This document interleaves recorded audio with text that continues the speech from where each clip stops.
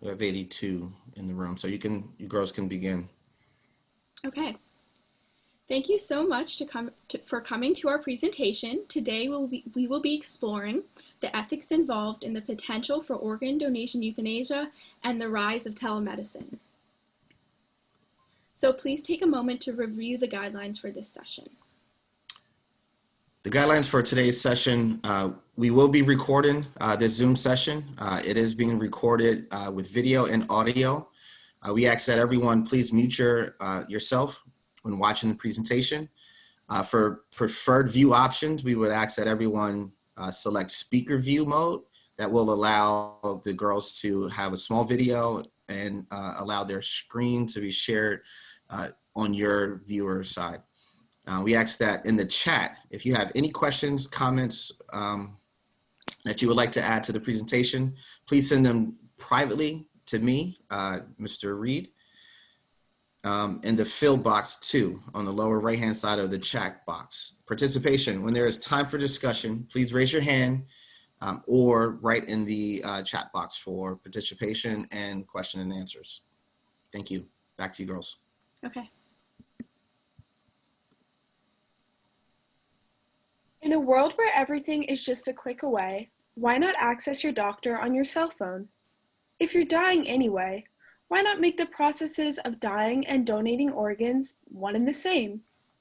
But are there ethical costs for medical innovations for increased efficiency? For example, will organ donation euthanasia and telemedicine infringe on the traditional doctor-patient relationship? With this in mind, we encourage you to ponder these questions. Could your next annual checkup appointment be on your phone? And if you were about to die and could save up to 9 lives by having your vital organs removed, causing your death, would you consent? So first, we would like to go through some ethical terms that will help guide our discussions during this workshop. So I will start with the ethical values that are found in both of our topics. Values are traits that we consider important in making our ethical decisions. So autonomy is the quality of being self-governing, meaning making all of your decisions without external coercion. And this is important because a patient should always have autonomy over their decisions concerning their health whenever possible. Empathy is being able to understand and share the feelings of others, which is essential to the doctor-patient relationship. Nonmaleficence means that someone, typically a medical practitioner, has a responsibility to do no harm, as stated in the oaths that physicians swear by. And lastly, convenience is the state of fitting in well with a person's needs, activities, and plans, which we found especially relevant in both of our topics.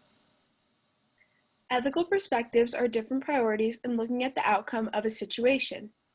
Consequentialism is the doctrine that the morality of an action is to be judged solely by its consequences. Here, the consequence of poking the dominoes is that they fall. Utilitarianism is the idea of doing the greatest good for the greatest amount of people. Imagine the classic trolley problem. This trolley is going to hit a group of people unless the person with the lever diverts it so that it hits only one person instead. According to utilitarianism, it would be more ethical for the trolley to hit the one person and spare the group of people. At present, one may only donate vital organs after their death, but organ donation euthanasia entails removing one's organs prior to, in fact, causing their death. Who knows what the term euthanasia means? Well, euthanasia literally translates to good death. Would you consider a death to be good if you were able to die peacefully and also donate up to 9 organs, more than the average number of organs available for donation after cardiac death? My topic is organ donation euthanasia, a hypothetical procedure in which patients would be euthanized via removal of their organs. The organs would then be donated. The benefit to organ donation euthanasia, as opposed to traditional organ donation after cardiac death, is shortened ischemic time, i.e., blood and oxygen continue to flow to the organs until the moment of retrieval. This allows for more organs and higher quality organs to be harvested. Increasing the number of organs in circulation is an extremely relevant issue. 114,000 patients are currently on the waiting list for an organ transplant, but last year only 40,000 transplants were performed. There is a huge dearth of organs available for transplantation. Again, organ donation euthanasia is not yet legal anywhere in the world. I studied and pondered the ethical implications if it were legal as an end-of-life option for the terminally ill who are in end-of-life stages and the brain dead.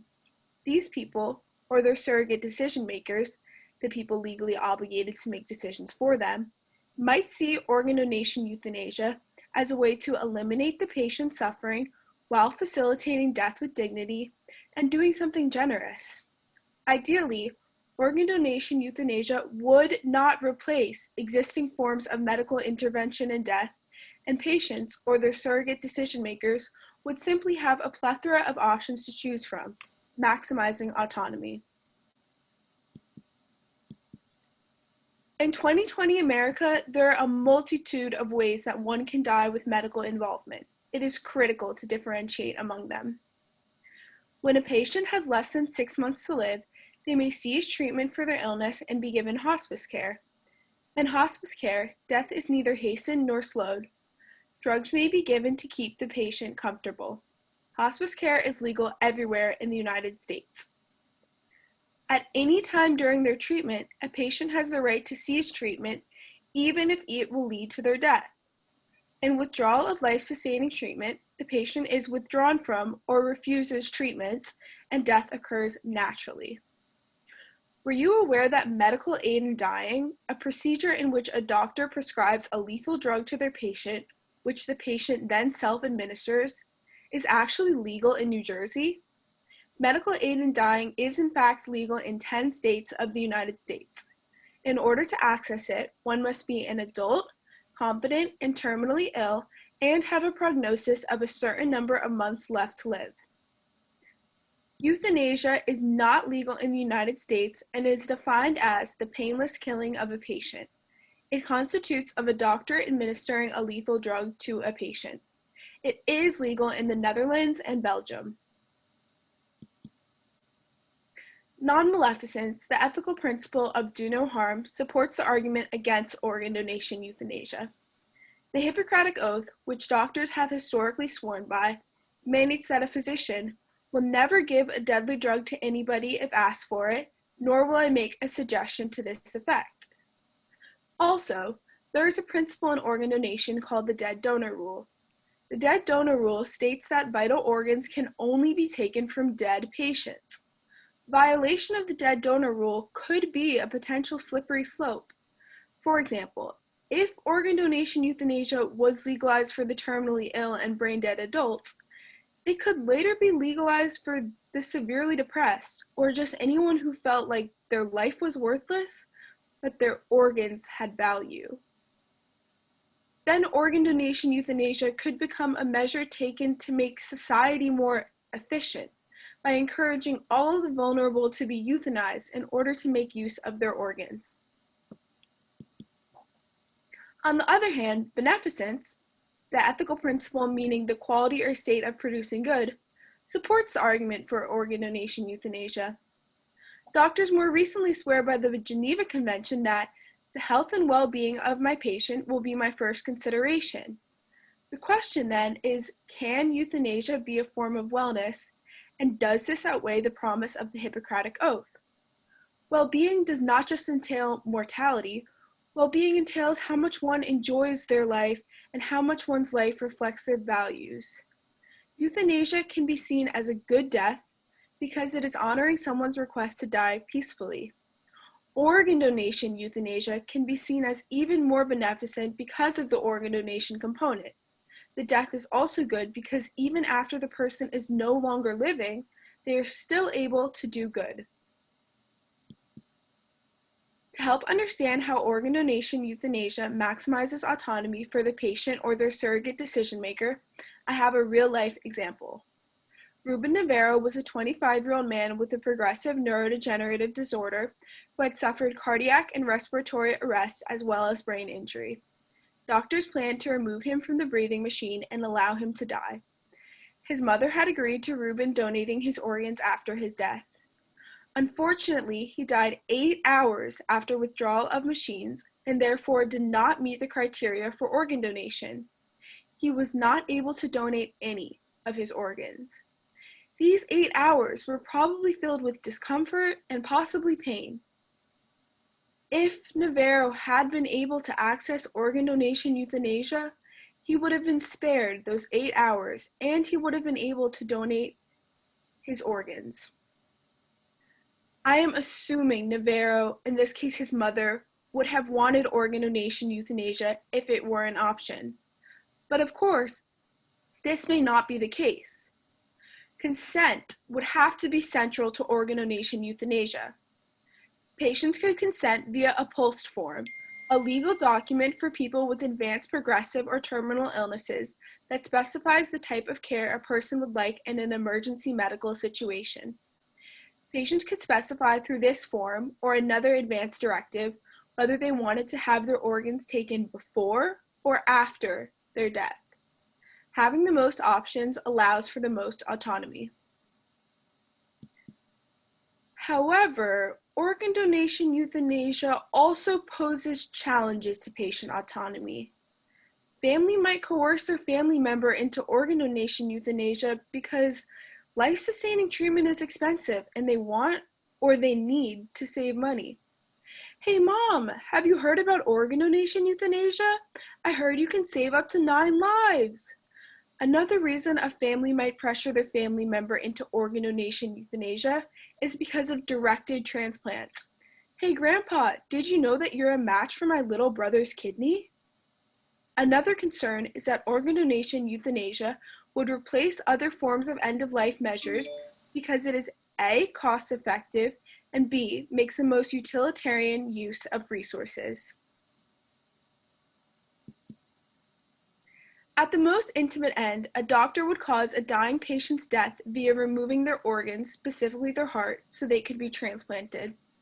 At this end of the spectrum, the life of the patient is literally in and then ended by the physician's hands. At the least intimate end, patients are connecting with their doctors through a live video call in order to get their questions answered or their medicines prescribed.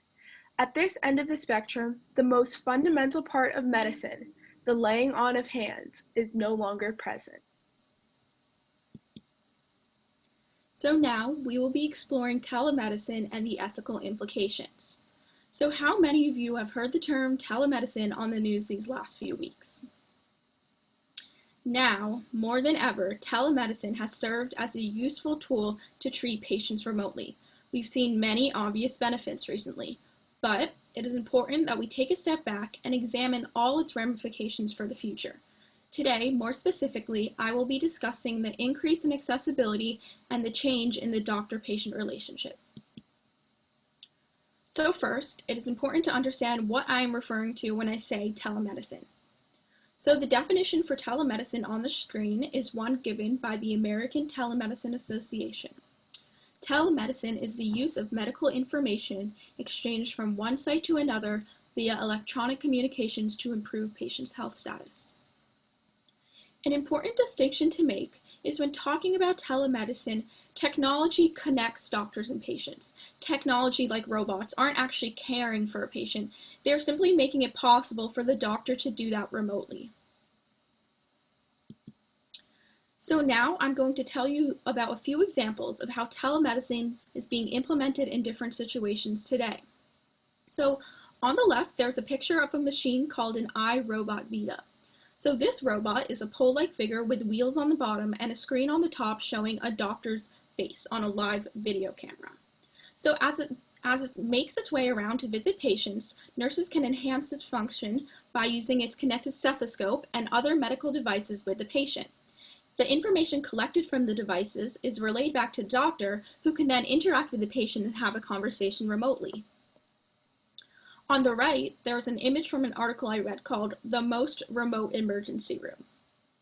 So situated in South Dakota, this is an unusual sort of emergency room, where doctors sit in front of screens and direct nurses and physician assistants from about 180 hospitals across the country. So doctors are able to view the patient, as well as several monitors that show the patient's heart rate, oxygen level, and more.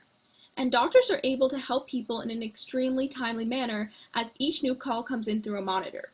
This is important because in an emergency room, time is everything and could ultimately cause a difference between life and death.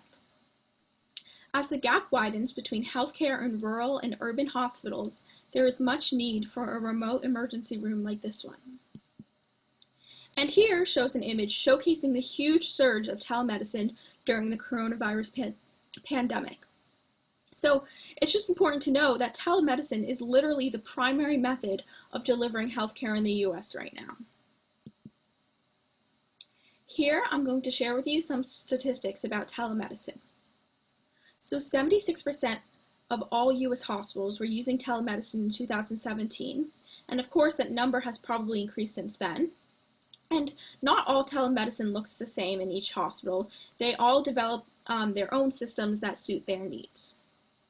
79% of patients said telemedicine was more convenient, and an average telemedicine visit lasts 13 to 15 minutes long. Now, that might seem pretty short and not too thorough, but when you think about it, yes, an in-person doctor's visit certainly takes much longer, maybe 1 hour, maybe 2, but the time you spend actually talking to your doctor probably ends up being somewhere between 10 to 20 minutes.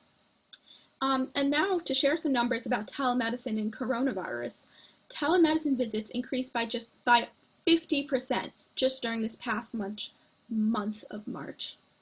And experts predict that coronavirus-related telemedicine visits could reach 900 million this year in the US, which is a crazy number.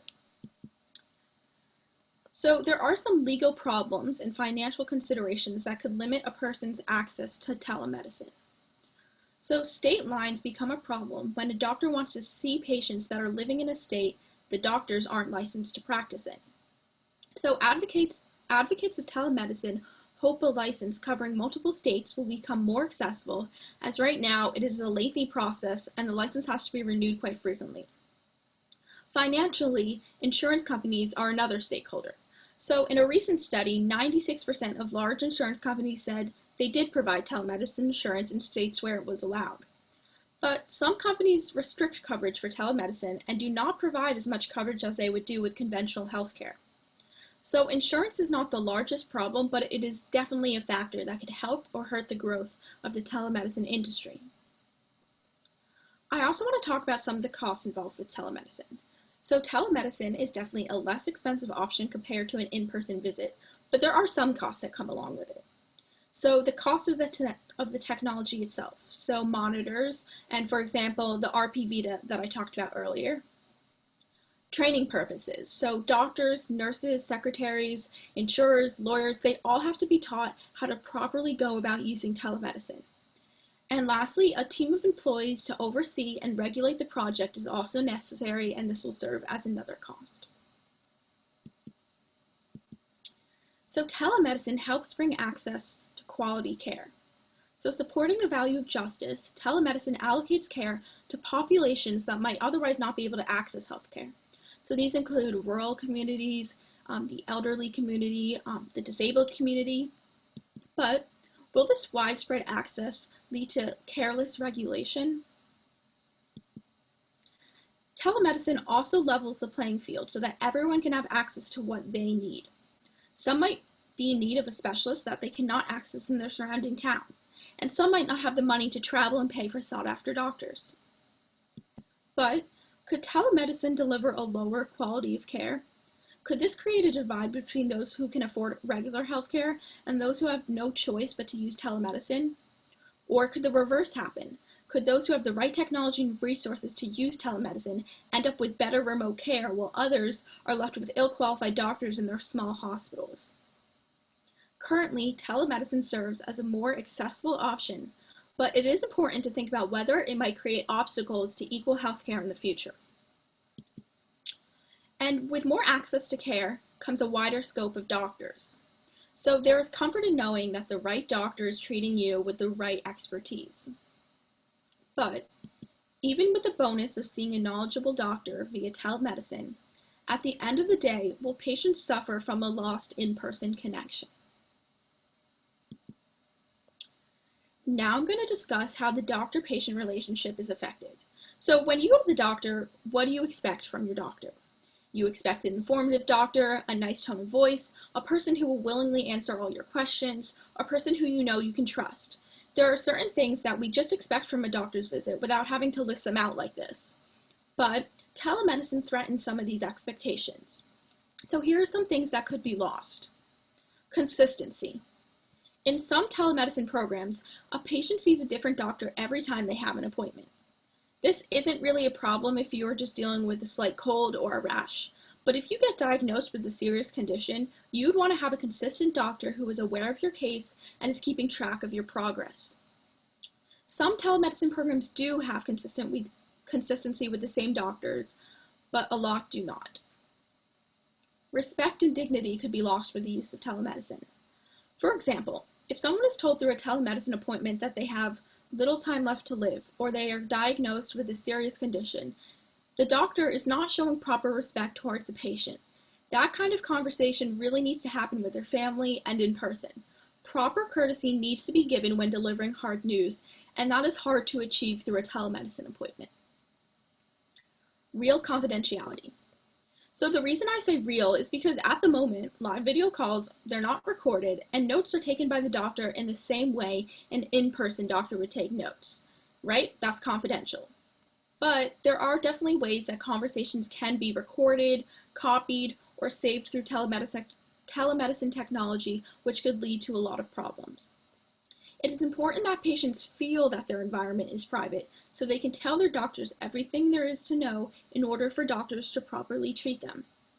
Even though hospitals strive to use as safe and secure technology as possible, at the end of the day, will patients feel more comfortable talking behind a closed door rather than through a computer system?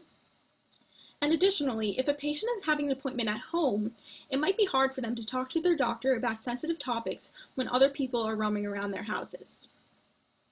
And as obvious as this sounds, physical contact. We are taking a huge part out of doctor's visits. A physical exam is one of the most fundamental parts of an appointment with any doctor. So as I talked about earlier, the classic laying on of hands is no longer present with the use of telemedicine. So what are some positive factors that come with the changed doctor-patient relationship? So as talked about before, appointments with the right kind of doctor could increase a patient's trust, it could strengthen the connection between themselves and their doctor. And more timely appointments and follow-ups will also just increase communication. So some patients will benefit from having a doctor they can trust via telemedicine, but some will suffer from the loss of the traditional physical exam. So now we are going to come together and discuss some of the important ethical intersections between our two topics. So a parallel that can be drawn between our topics is the values of utilitarianism versus respect for the individual. Both telemedicine and organ donation euthanasia are grounded on the basis that they help the greater good. But does this take away from a patient's individual rights and respect? Patients should be treated as ends in themselves and not as means to an end for others.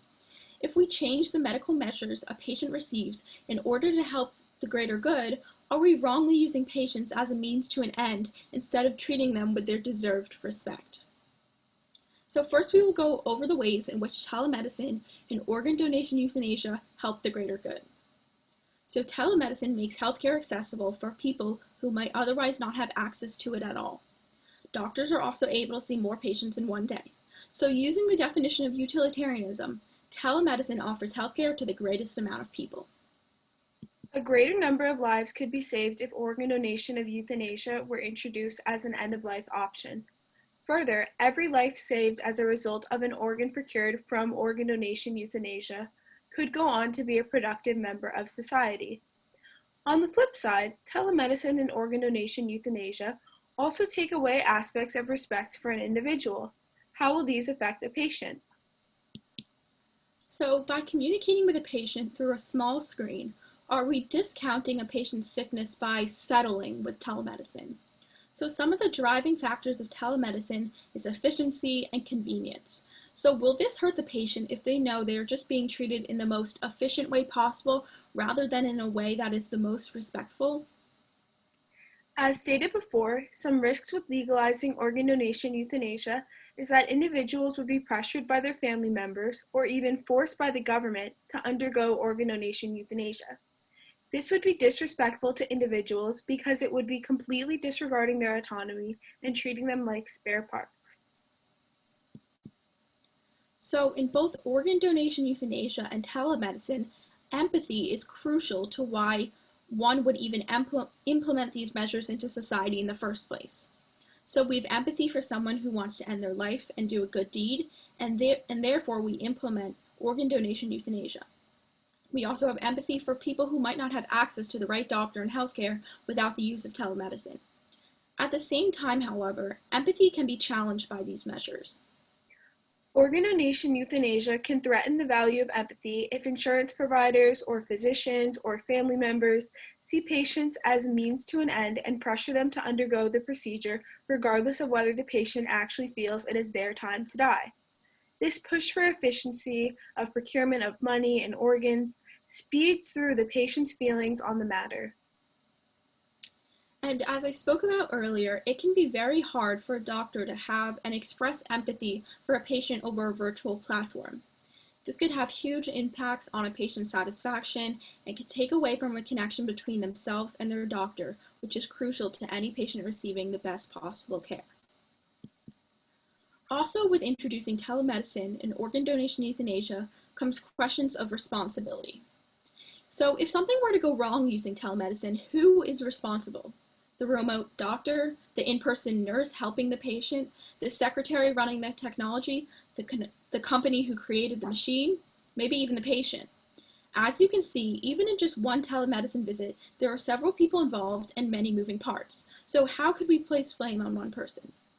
Additionally, are we putting an unfair responsibility on nurses, physician assistants, or secretaries for performing tasks that are most likely not part of their job descriptions? Furthermore, we are putting responsibility on the patients to tell their doctor what is wrong, as opposed to letting their doctor tell them what is wrong by doing a proper physical exam. A patient might prefer that the doctor who has been treating them throughout their illness is the same one to euthanize them. However, that same doctor might not feel comfortable performing the euthanasia. Doctors would then have the ability, of course, to refer patients to a different doctor because that is the doctor's autonomy. Perhaps then the standard should be a separate doctor for euthanasia so that a patient does not have to feel rejected by their doctor in their final moments. If one day organ donation euthanasia were to become legal, how would it be ethically regulated? The same goes for telemedicine as it becomes increasingly more popular today. So now, more than ever, telemedicine is making its way all around our country.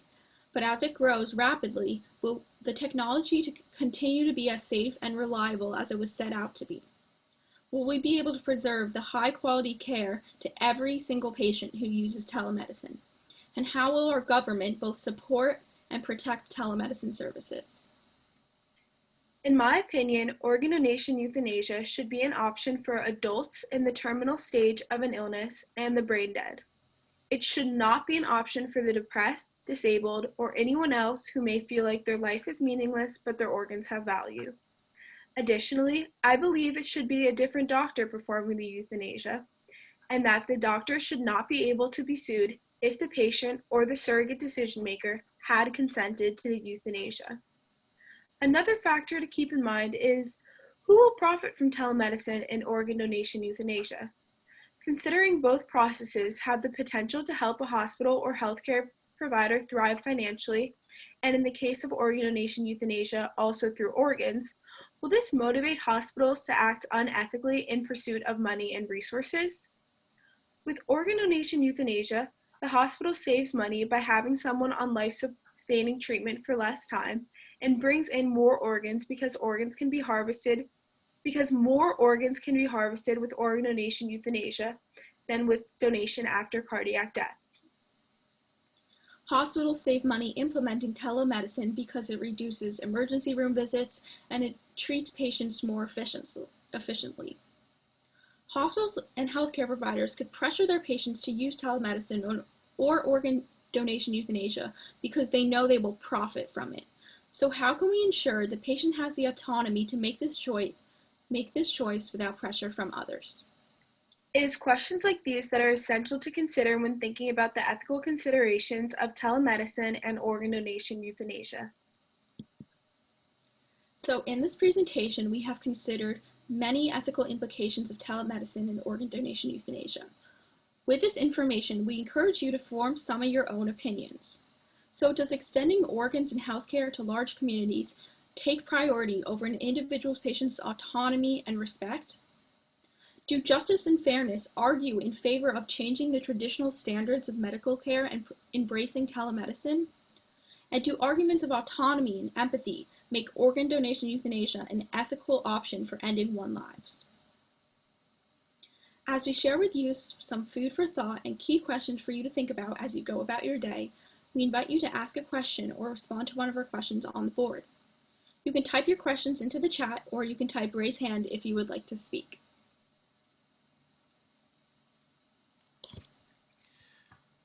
Okay, first question is for Georgia here.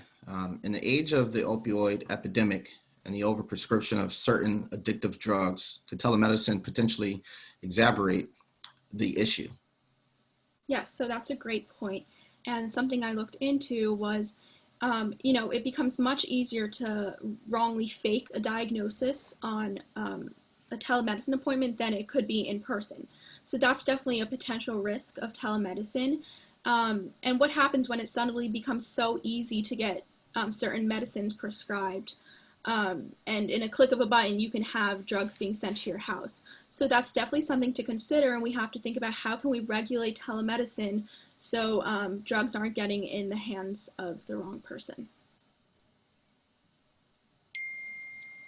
How do you think doctors would feel about performing organ donation? Excuse me. I think that's to Claire. I think that some doctors might struggle with ending the life of their own patient, which is why I suggested that it be a separate doctor that performs the euthanasia.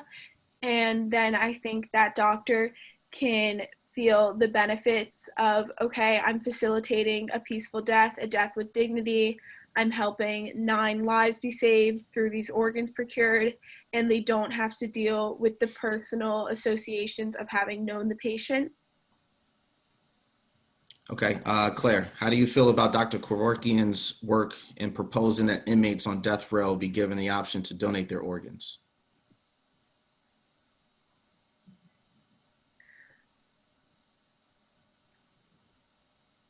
From looking through a utilitarian perspective, I think that all efforts to increase the number of organs in supply are good efforts. However, I am cautious to endorse that because prisoners are vulnerable people, and part of something I was careful about in my paper was protecting vulnerable people. Okay, Georgia, do you think patient autonomy increases with the use of telemedicine, considering they are more in charge of their health and doctor's appointments?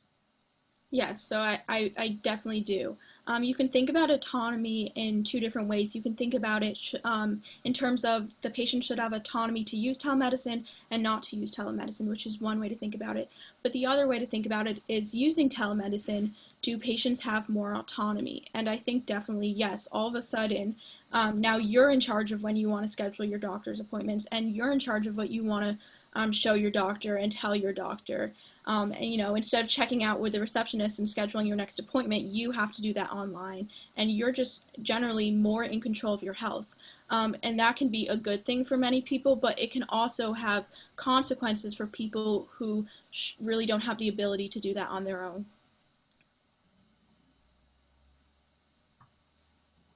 Okay. Do we have any other questions out there? that we would like to ask Claire or Georgia, Or comments? or comments?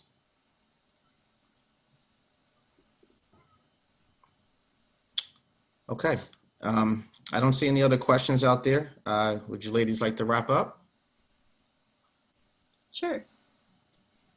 Thank you so much for coming to our presentation. We hope you learned a lot and were able to take something away. Thank you for listening and participating. Great, thank you.